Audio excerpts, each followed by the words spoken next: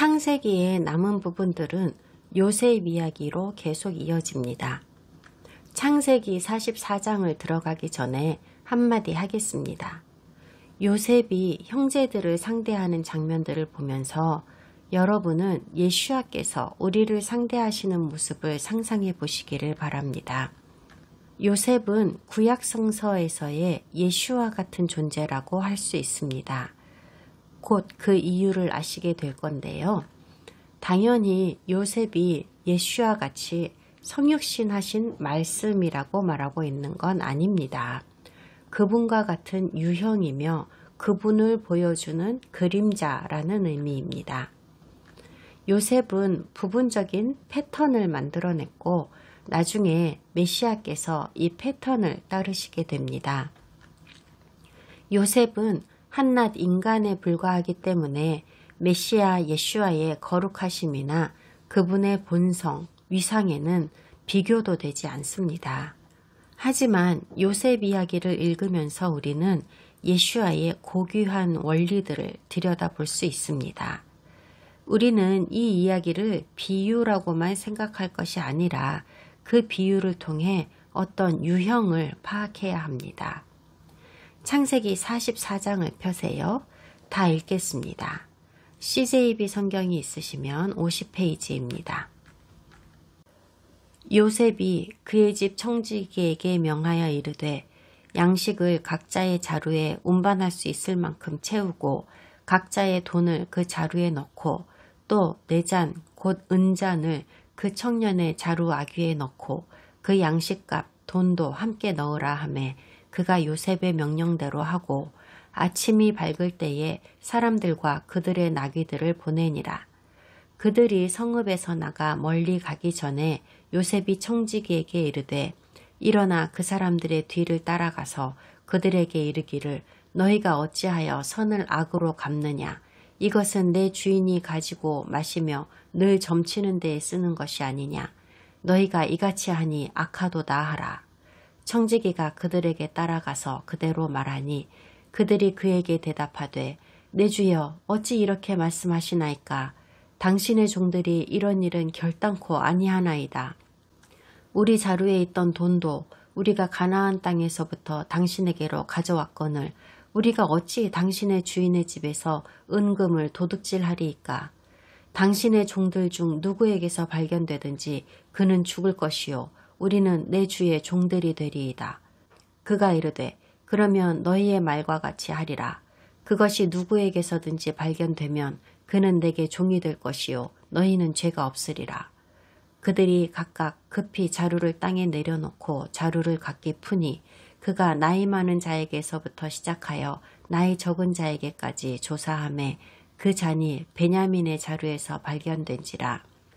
그들이 옷을 찢고 각기 짐을 나귀에 싣고 성으로 돌아가니라. 유다와 그의 형제들이 요셉의 집에 이르니 요셉이 아직 그곳에 있는지라. 그의 앞에서 땅에 엎드리니 요셉이 그들에게 이르되 너희가 어찌하여 이런 일을 행하였느냐. 나 같은 사람이 점을 잘 치는 줄을 너희는 알지 못하였느냐. 유다가 말하되 우리가 내 주께 무슨 말을 하오리이까. 무슨 설명을 하오리이까. 우리가 어떻게 우리의 정직함을 나타내리이까. 하나님이 종들의 죄악을 찾아내셨으니 우리와 이 잔이 발견된 자가 다 내 주의 노예가 되겠나이다. 요셉이 이르되 내가 결코 그리하지 아니하리라. 잔이 그 손에서 발견된 자만 내 종이 되고 너희는 평안히 너희 아버지께로 도로 올라갈 것이니라. 유다가 그에게 가까이 가서 이르되 내 주여 원하건대 당신의 종에게 내 주의 귀에 한 말씀만 아뢰게 하소서. 주의 종에게 노하지 마소서. 주는 바로와 같으심이니이다.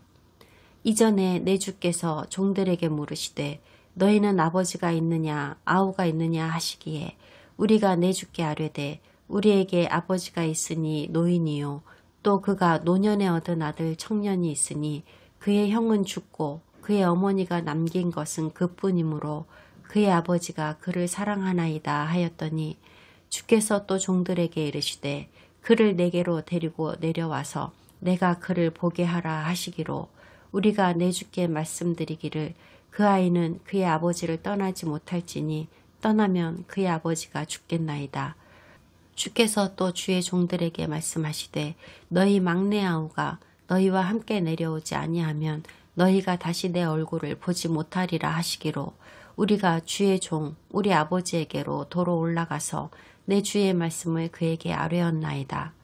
그 후에 우리 아버지가 다시 가서 곡물을 조금 사오라 하시기로 우리가 이르되 우리가 내려갈 수 없나이다. 우리 막내 아우가 함께 가면 내려가려니와 막내 아우가 우리와 함께 가지 아니하면 그 사람의 얼굴을 볼 수 없음이니이다.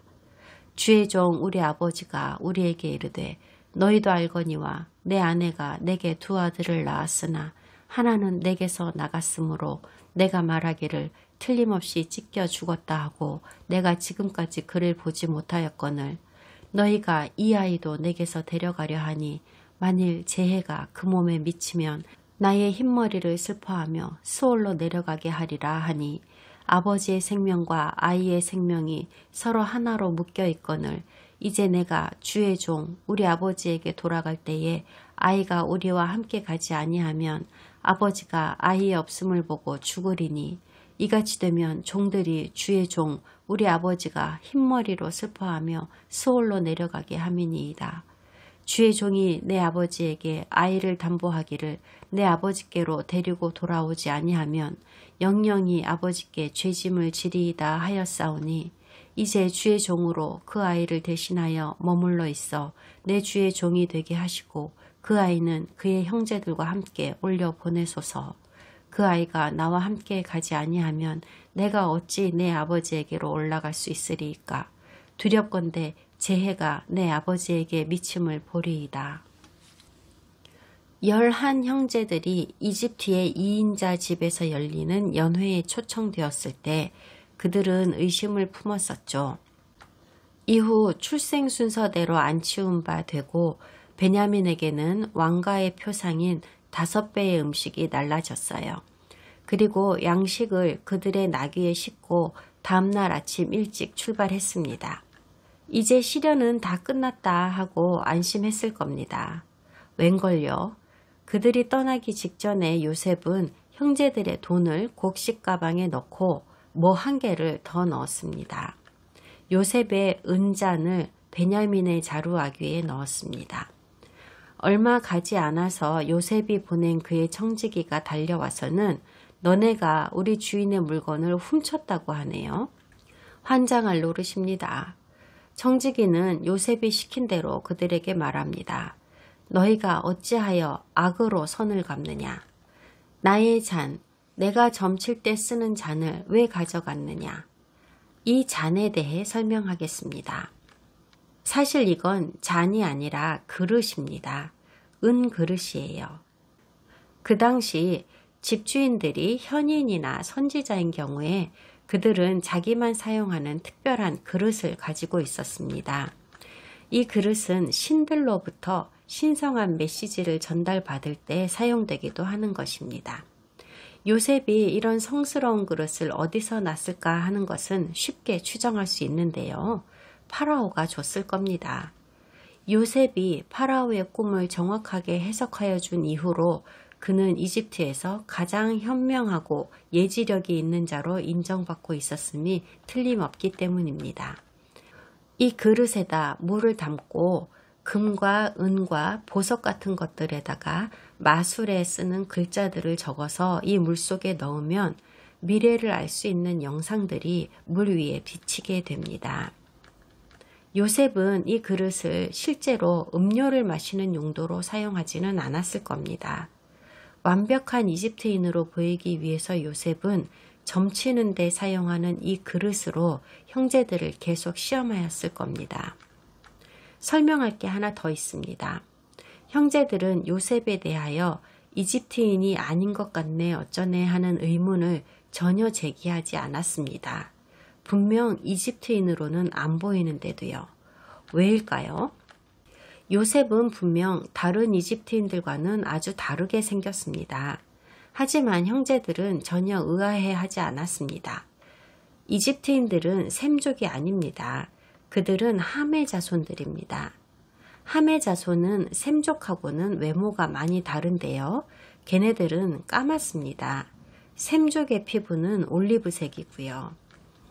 여기서 우리는 당시 이집트를 지배하던 힉소스에 대한 환영을 찾아볼 수 있습니다. 모든 중동 세계에서는 당시 이집트의 정치 상황을 잘 이해하고 있었습니다. 베두인이 이집트를 통치하고 있는 상황 말입니다. 그러니까 가나안에서 온 셈족인 이스라엘 사람들 눈에 이집트의 통치자가 자기들이랑 매우 비슷하게 생겨 보인다고 해도 별로 놀랄 필요가 없었던 거죠.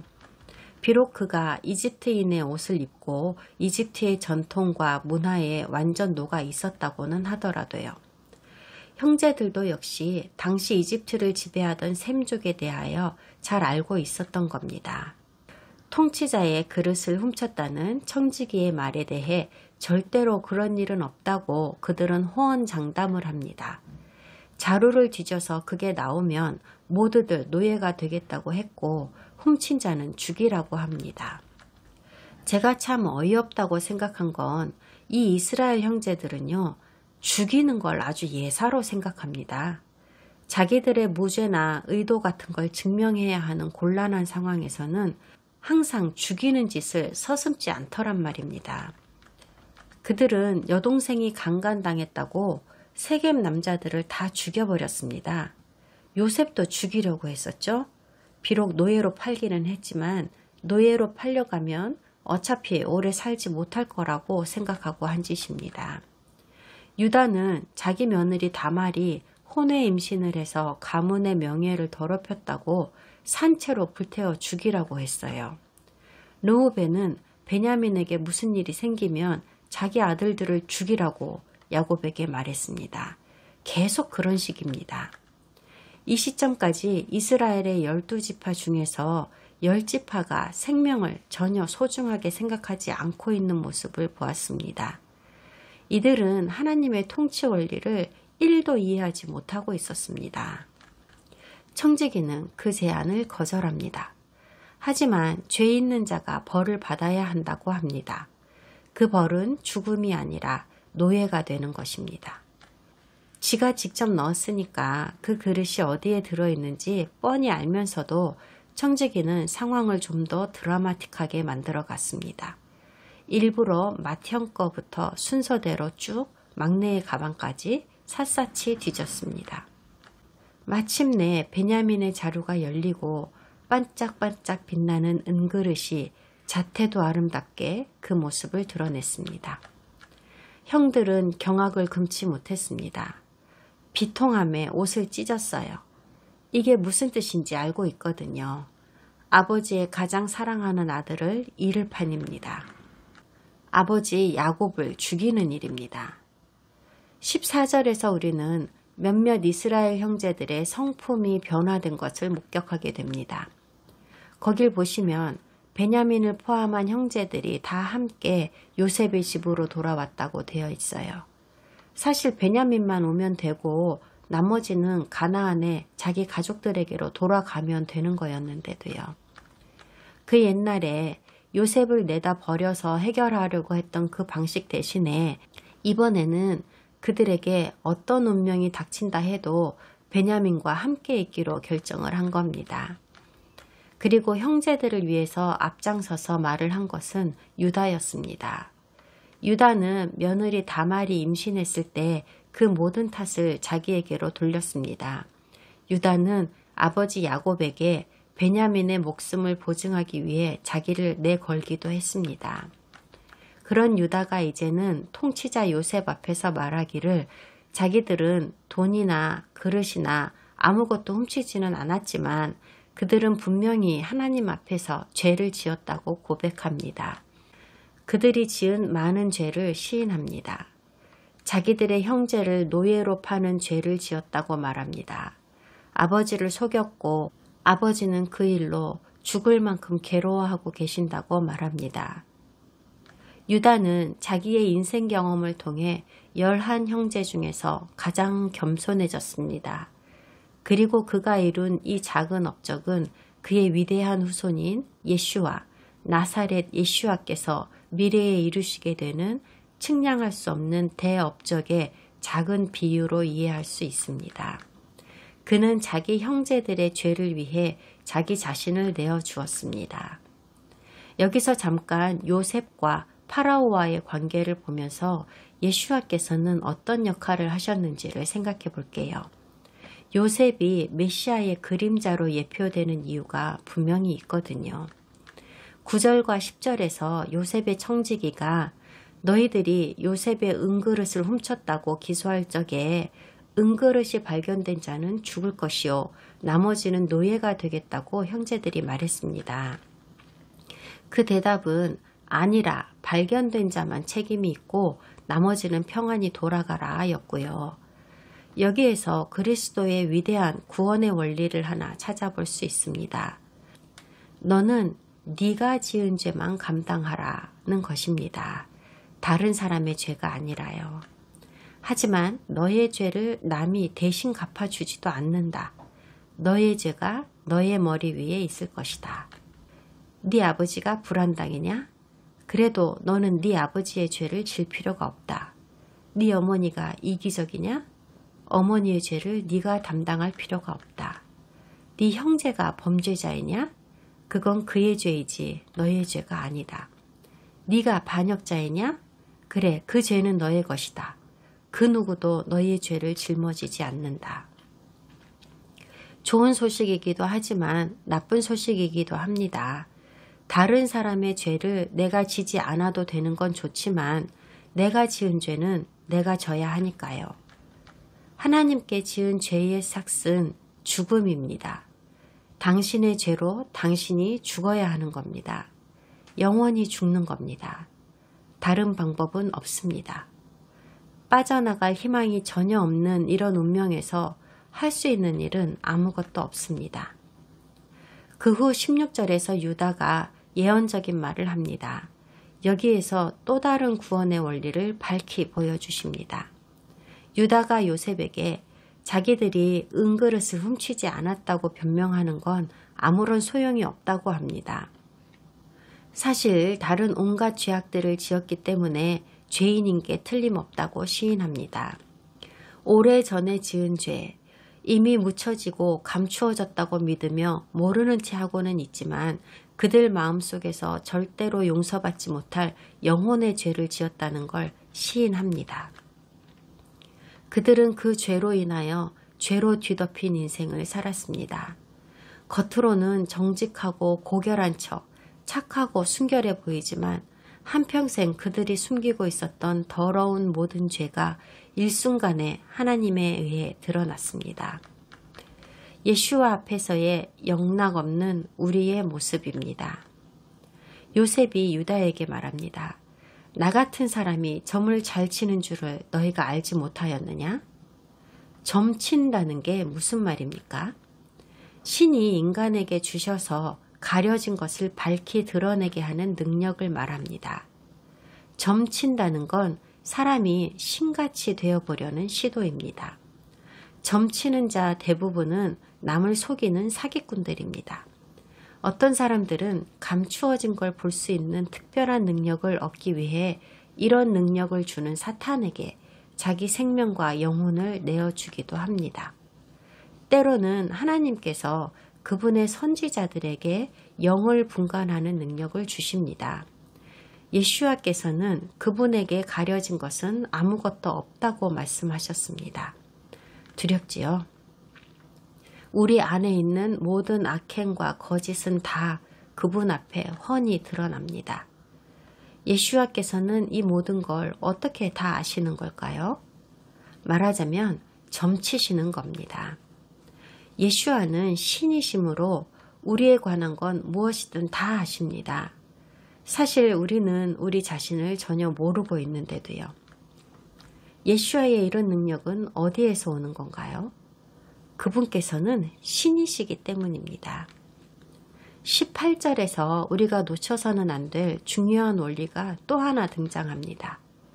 유다가 요셉에게 존경의 표시로 이렇게 말합니다. 주는 바로와 같으심이니이다. 이 얼마나 중요한 열쇠입니까? 이집트에서의 요셉의 위치를 보세요. 그는 지금 파라오에게서 모든 권력을 이양받았습니다. 요셉은 파라오의 모든 권한을 다 가지고 있고 이 권한은 파라오 본인에게서 직접 위임받은 것입니다. 요셉은 아주 밀접하게 파라오와 연결되어 있고 근본적으로 파라오와 동등합니다. 하지만 요셉이 파라오인가요? 아니요, 그는 파라오가 아닙니다. 파라오는 여전히 가장 높은 자리에 건재하고 있습니다. 요셉은 총리이고 파라오는 파라오입니다. 우리가 예슈아와 여호와 하나님의 관계를 이해하는데 크게 도움이 되는 아주 중요한 역사적 기록이 바로 이 이야기입니다. 아버지와 아들의 관계입니다. 예슈아와 아버지께서는 연합된 한 분이시며 에하드이십니다. 하지만 동시에 아들은 아버지에게 순종합니다. 요셉은 온전히 파라오와 동등한 권력을 행사했지만 요셉이 파라오는 아니었습니다. 예슈아 역시 하나님과 동등한 권력을 가지셨지만 예슈아께서 아버지는 아니십니다. 요셉은 이집트의 통치자였지만 이집트의 왕은 아니었고요. 예슈아께서는 신이시지만 아버지 하나님은 아니십니다. 아들 하나님이십니다. 그리고 아들은 아버지에게 온전히 순종합니다. 요셉이 파라오에게 복종한 것처럼요. 이 비유가 이해되십니까? 이 땅에서 요셉과 파라오와의 관계는 하늘에서의 영적 관계를 예표하는 것입니다. 말씀이 육체가 되신 예슈아와 모든 것을 지으신 여호와 아버지 하나님의 관계와도 같습니다. 물론 요셉과 파라오의 묘사가 흠잡을 데 없이 완벽한 것은 아닙니다. 육적인 것으로는 절대로 영적인 것을 정확하게 설명할 수 없으니까요. 하지만 어느 정도 비슷한 그림은 그릴 수 있게 해줍니다. 창세기 44장을 포함한 모세오경 전체에서 우리는 메시아의 그림자를 명확하게 발견할 수 있습니다. 예슈아 자신께서 마태복음 5장에서 하신 말씀이 머리에 떠오릅니다. 내가 율법이나 선지자나 폐하러 온 줄로 생각지 말라. 폐하러 온 것이 아니요 완전케 하려 함이로다. 진실로 너희에게 이르노니 천지가 없어지기 전에는 율법의 1.1획이라도 반드시 없어지지 아니하고 다 이루리라. 폐하러 온 것이 아니라 완전케 함이라는 말은 없애는 것이 아니라 그 의미를 온전히 이룬다는 뜻입니다. 유대인은 오늘날까지도 하나님의 말씀 중에서 타낙이라 불리우는 구약 성경만을 공부합니다. 예슈아께서도 이것을 공부하셨지요. 동서고금을 막론하고 위대한 유대인 종교 지도자들과 랍비들과 신학자들 모두가 요셉 이야기와 유다가 형제를 위하여 목숨을 내어놓는 창세기의 이 이야기를 수천 번씩 읽었지만 그분께서 이 예표들을 충족시키셨다는 사실은 놓치고 있었습니다. 사실 모든 성경과 선지서들은 다 사실을 기록한 것입니다. 하지만 고대 히브리인들은 이것들이 오직 이스라엘의 역사이며 하나님의 율법과 명령에 관해 기록한 것이라고만 생각했습니다. 하나님께서 그분의 마음을 부어주시고 오시는 메시아의 필요성을 설명하시며 하나님과 메시아의 개인적인 관계를 보여주시는 것이라고는 생각하지 못했습니다. 그리고 예수야께서는 토라와 선지서의 말씀의 의미를 온전히 채우셨습니다. 예수야께서는 토라를 설명하셨을 뿐만 아니라 성경대로 사시면서 토라를 몸소 보여주셨고 구약의 모든 말씀들을 온전히 다 이루셨습니다. 첫 번째 책인 창세기를 포함한 모든 토라와 선지서가 설명하고 있는 것은 바로 예슈아입니다. 많은 사람들이 생각하는 것처럼 예슈아께서는 율법이나 선지서를 폐하러 오신 게 아니었습니다. 아니라고 직접 말씀하셨잖아요. 예슈아께서 옛것을 새것으로 대체하신 것도 아닙니다. 그분은 새로운 것으로서 옛것인 구약 성경에 적힌 하나님의 목적과 의도를 온전히 성취하신 것입니다. 새로운 약속, 신약이라고 함은 예수와 자신을 말하는 것입니다. 마태복음 6장에서는 예수와께서 주기도문을 주셨습니다. 산상수훈 중에 포함되어 있지요.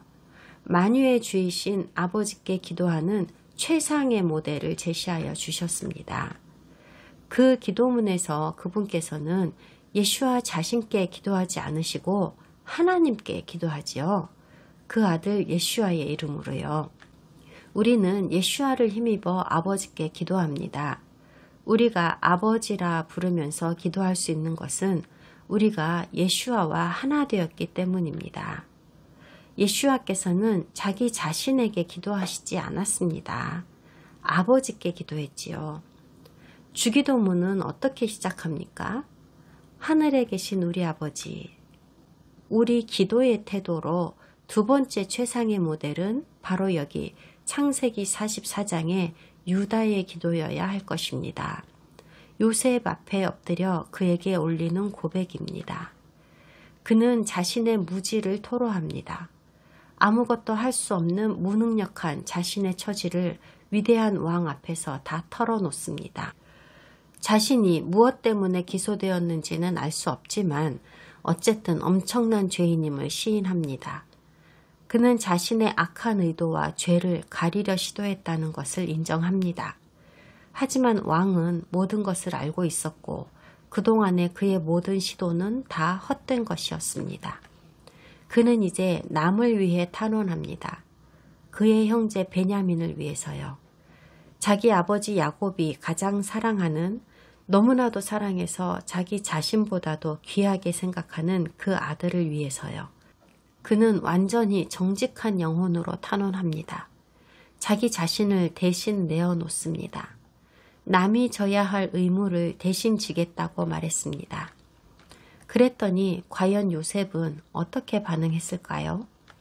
자기 앞에서 대역죄를 시인하며 무력하게 엎드려 있는 그들을 그는 과연 정의롭게 심판했을까요? 긴장하고 보아주세요. 바짝 긴장하세요. 다음 장의 첫머리에서 그 답을 찾을 수 있습니다. 그리고 그 장면은 부정할 수 없는 쇳덩어리인 우리가 창조주 하나님, 이스라엘의 하나님께 우리의 죄를 우리 입으로 시인하고 탄원할 때에 여호와 하나님께서 우리에게 보여주시는 모습과도 같습니다. 창세기 45장을 펼게요. CJB 성경이 있으시면 51페이지입니다. 요셉이 시종하는 자들 앞에서 그 정을 억제하지 못하여 소리질러 모든 사람을 자기에게서 물러가라 하고 그 형제들에게 자기를 알리니 그때에 그와 함께한 다른 사람이 없었더라. 요셉이 큰 소리로 우니 애굽 사람에게 들리며 바로의 궁중에 들리더라. 요셉이 그 형들에게 이르되 나는 요셉이라. 내 아버지께서 아직 살아계시니이까. 형들이 그 앞에서 놀라서 대답하지 못하더라. 요셉이 형들에게 이르되 내게로 가까이 오소서. 그들이 가까이 가니 이르되 나는 당신들의 아우 요셉이니 당신들이 애굽에 판 자라. 당신들이 나를 이곳에 팔았다고 해서 근심하지 마소서. 한탄하지 마소서. 하나님이 생명을 구원하시려고 나를 당신들보다 먼저 보내셨나이다. 이 땅에 2년 동안 흉년이 들었으나 아직 5년은 밭갈이도 못하고 추수도 못할지라. 하나님이 큰 구원으로 당신들의 생명을 보존하고 당신들의 후손을 세상에 두시려고 나를 당신들보다 먼저 보내셨나니 그런즉 나를 이리로 보낸 이는 당신들이 아니요 하나님이시라. 하나님이 나를 바로에게 아버지로 삼으시고 그 온 집의 주로 삼으시며 애굽 온 땅의 통치자로 삼으셨나이다. 당신들은 속히 아버지께로 올라가서 아뢰기를 아버지의 아들 요셉의 말에 하나님이 나를 애굽 전국의 주로 세우셨으니 지체 말고 내게로 내려오사 아버지의 아들들과 아버지의 손자들과 아버지의 양과 소와 모든 소유가 고센 땅에 머물며 나와 가깝게 하소서. 흉년이 아직 5해가 있으니 내가 거기서 아버지를 복량하리이다. 아버지와 아버지의 가족과 아버지께 속한 모든 사람에게 부족함이 없도록 하겠나이다 하더라고 전하소서. 당신들의 눈과 내 아우 베냐민의 눈이 보는 바 당신들에게 이 말을 하는 것은 내 입이라. 당신들은 내가 애굽에서 누리는 영화와 당신들이 본 모든 것을 다 내 아버지께 아뢰고 속히 모시고 내려오소서 하며 자기 아우 베냐민의 목을 안고 우니 베냐민도 요셉의 목을 안고 우니라. 요셉이 또 형들과 입맞추며 안고 우니 형들이 그제서야 요셉과 말하니라. 요셉의 형들이 왔다는 소문이 바로의 궁에 들림에 바로와 그의 신하들이 기뻐하고 바로는 요셉에게 이르되 네 형들에게 명령하기를 너희는 이렇게 하여 너희 양식을 싣고 가서 가나안 땅에 이르거든 너희 아버지와 너희 가족을 이끌고 내게로 오라. 내가 너희에게 애굽의 좋은 땅을 주리니 너희가 나라에 기름진 것을 먹으리라. 이제 명령을 받았으니 이렇게 하라. 너희는 애굽 땅에서 수레를 가져다가 너희 자녀와 아내를 태우고 너희 아버지를 모셔오라. 또 너희의 기구를 아끼지 말라. 온 애굽 땅에 좋은 것이 너희 것임이니라.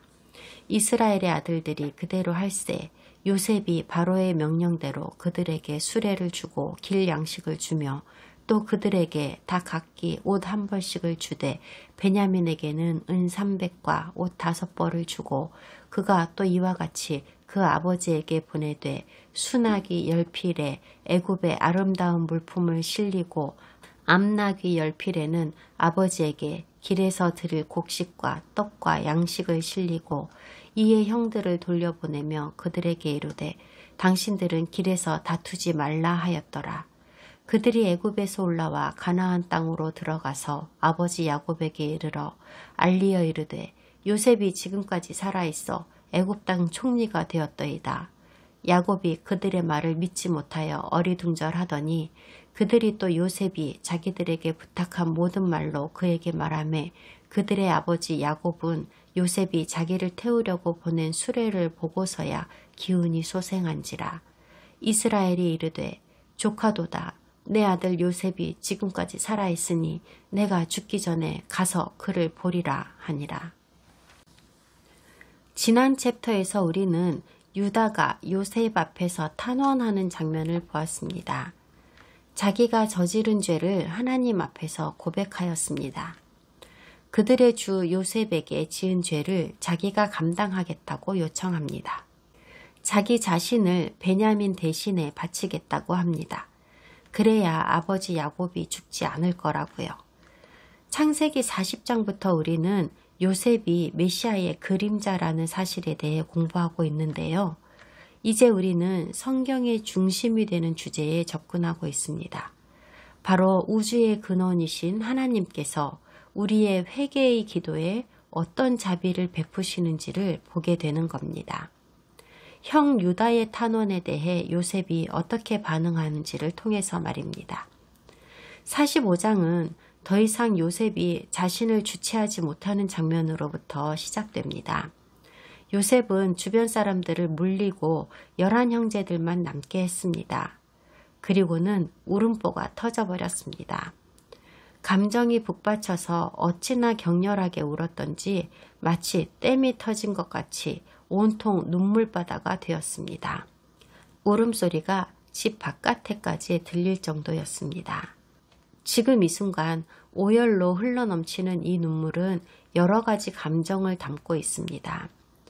죄를 털어놓는 형제들을 보는 순간 수년 동안 그를 괴롭히던 깊은 고통이 끝이 나면서 흐르는 안도의 눈물입니다.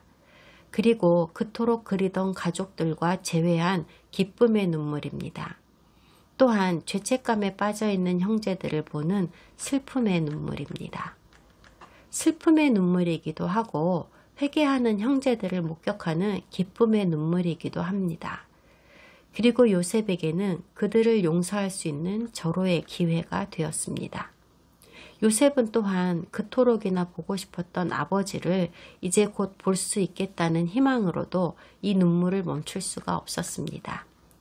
이러한 감정들은요, 예수와께서 자신의 생명이 십자가에서 빠져나가던 그 순간에 느끼셨던 감정과도 매우 흡사한 것일 거라고 감히 상상해 볼 수 있습니다. 그분은 세상 모든 사람들의 죄의 짐, 영원히 사라지지 않을 그 감당할 수 없는 큰 짐을 지고 계셨습니다. 자신이 짓지도 않은 죄 때문에 하나님께서 부으시는 정의로우신 심판의 분노를 남들을 대신하여 혼자서 다 담당하셔야 했습니다.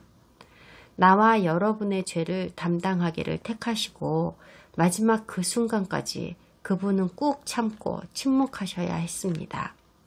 그리고 마지막 순간 더 이상 감당할 수 없는 극도의 고통과 승리의 순간에 그분은 온 힘을 다하여 울분을 터뜨리며 소리 지르셨습니다. 엘로이 엘로이 라마 사박타니, 하나님 하나님 어찌하여 저에게서 떠나가십니까? 그분 주위에 둘러서 있던 사람들은 두려움과 경외심으로 그들의 얼굴을 가려야 했습니다. 그리고 6인치나 되는 두께의 성전 장막이 위에서 아래로 쫙 갈라졌습니다. 하지만 요셉이 알고 있었던 것처럼 예수와께서도 알고 계셨습니다. 이제 곧 아버지를 만나게 되리라는 것을요. 그의 사명이 완수되는 순간입니다. 하나님의 뜻이 이루어지는 순간입니다. 형제들이 그에게 저지른 악행을 이용하셔서 하나님은 그분의 선을 이루셨습니다. 요셉은 이스라엘의 육의 생명을 구원했습니다. 예수와께서는 이스라엘의 영원한 생명을 구원하셨습니다. 이스라엘과 온 지구상의 가족들이 이스라엘의 언약 속으로, 아브라함의 언약 속으로 들어오게 하셨습니다. 이제 한 가지 일이 남았습니다. 요셉은 아버지와 이스라엘 부족을 이집트 땅으로 데려오라고 합니다. 그가 돌볼 수 있도록이요. 아직 흉년이 2년밖에 지나지 않았고 앞으로 5년 동안이나 더 심한 흉년이 들 것이기 때문입니다. 예수와께서 돌아가실 때에 그분은 제자들에게 나의 양을 먹이라고 지시하셨습니다. 요셉이 형제들을 용서하였고 사실 아직도 흉년은 계속되어야 할 것이기에 이들을 먹여야 했습니다. 예수와께서도 이 땅을 떠나셨고 이 세상은 여전히 혼란이 계속되고 있습니다. 악과 증오는 그 수위를 더하여만 가고 있습니다. 파라오는 요셉의 형제들이 왔다는 말을 듣고 매우 기뻐하며 그동안의 요셉의 충성심에 보상하기 위하여 수레들을 내어주고 가나안에서 이스라엘 부족과 그들에게 속한 모든 것들을 가지고 내려오라고 했습니다. 그러면서 그들에게 가장 살기 좋은 땅을 주었습니다. 당연히 요셉은 이미 고센 땅을 점찍어 두고 있었을 거고 이집트 왕에게 이 땅을 제안했을 겁니다. 아버지께서는 예슈아의 형제들을 위하여 거할 곳을 준비하여 주십니다. 예슈아를 믿음으로 받아들인 모든 자들을 위하여서요. 그분은 이미 준비가 끝났습니다. 그리고 그분께로 오는 사람들은 누구든지 환영하십니다. 그리고 이제 곧 정한 그날이 옵니다. 제가 보기에는 그 순간이 곧 도래할 것 같습니다. 이스라엘에게 고센 땅을 괜히 준 게 아닙니다. 이 땅은 굉장히 비옥한 땅으로서 양을 기르는 목축을 하기에는 정말이지 완벽한 땅입니다. 그리고 이집트인들은 양치기를 매우 경멸했기 때문에 이집트인들의 주류 사회에서 뚝 떨어져 있는 땅이라는 점에서도 안성맞춤이었지요. 이집트인들이 좋아하는 고기는 양고기가 아니라 소고기입니다. 그리고 그들은 양치기를 아주 낮은 하층민으로 여겼습니다. 이런 관점이 이스라엘에게는 큰 이점이 되어서 이후 100년 이상을 그들은 이 비옥한 땅에서 이집트인들보다 더 큰 부를 누리며 살 수 있게 됩니다. 하지만 나중에는 이스라엘이 얻은 이런 특혜로 인하여 이들을 질투한 이집트인들에 의해 박해를 당하고 노예로 전락하게 되고 맙니다. 동양의 풍습대로 요셉은 가나안에 계시는 아버지를 위해 값진 선물들을 보냈고 형제들에게도 부를 나누어 주었습니다. 이번에도 베냐민에게는 왕가의 표상인 5배의 선물을 주었습니다. 아마도 베냐민은 그의 삶 동안 내내 이런 왕가의 대접을 받았을 것이라고 상상할 수 있습니다. 그래서 아마도 베냐민은 다른 형제들과 껄끄러운 관계였을 겁니다. 사실 24절에서 요셉이 형제들에게 당신들은 길에서 다투지 말라라고 지시하는 데서 형제들의 마음을 눈치챌 수 있습니다. 이들이 누굽니까? 20년 전에 요셉이 아버지에게 특별히 사랑받는다는 이유만으로 10대인 그를 마른 우물에 쳐넣은 자들 아닙니까? 이 이야기를 다투지 말라라는 문장으로 끝내는 것이 참 이상한 결론이라고 저는 생각했습니다. 요셉의 이야기는 예슈아를 표상하는 것이기 때문에 형제들에게 다투지 말라라는 책망을 하는 대신에 다른 더 그럴듯한 무언가가 있어야 하는 게 아닌가 싶거든요. 하나님과 함께 걸어가는 예슈아의 형제인 우리들에게 기대하시는 어떤 말씀이 나와줘야 하는 거잖아요. 이건요, 예슈아께서 제자들인 우리들에게 다투지 말고 한마음을 가지라고 부탁하시는 겁니다. 수백만의 몸에 수백만의 마음이 아니라 수백만의 몸이라도 마음은 하나가 되라는 뜻이 담겨 있습니다. 합의를 통한 연합이 아니라 그리스도 안에서 온전히 하나 되라는 의미입니다. 우리가 지금 못하고 있는 그거 말입니다. 그들은 가나안에 도착하자마자 야곱에게 요셉이 살아있다고, 그가 이집트의 통치자가 되었다고 말합니다. 믿지 못할 아들놈들이 이런 말을 하는데 야곱이 처음에 그 말을 믿을 수 있었을까요? 또 무슨 꿍꿍이로 이런 짓을 하나, 뭘 더 얻어내려고 이러나 라는 생각을 했을 게 분명합니다. 하지만 온갖 선물과 마차를 보고는 그 말이 사실임을 확신합니다. 27절에서 보면 기운이 소생한지라 라고 합니다. 야곱이 지난 세월 동안 요셉을 잃은 슬픔을 극복하지 못하고 있었음을 알 수 있습니다. 하지만 이제 요셉이 살아있고 잘 지내고 있다는 말을 들은 그는 평안을 찾았습니다. 과거의 아픈 기억은 잊었고 그의 삶은 다시 한번 충만하게 되었습니다. 다음 주에 요셉의 이야기를 계속하겠습니다.